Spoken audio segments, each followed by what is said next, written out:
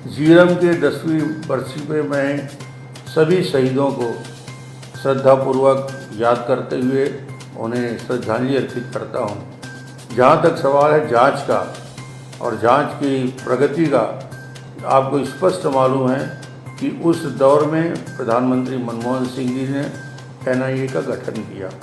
NIA सर्वोच्च संस्था है जो ऐसे जांच के लिए उपयुक्त होता है और मनमोहन सिंह जी ने सही किया।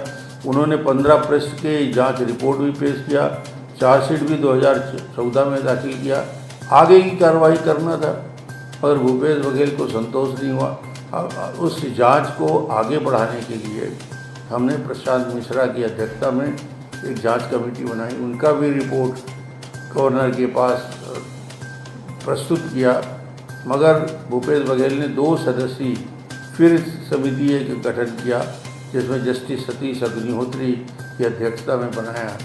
ये पूरी प्रक्रिया मुझे लगता है कि जब एनआईए ने रिपोर्ट पेश कर दिया, देश की सर्वोच्च संस्था ने कर दिया, उस पर आगे काम करते।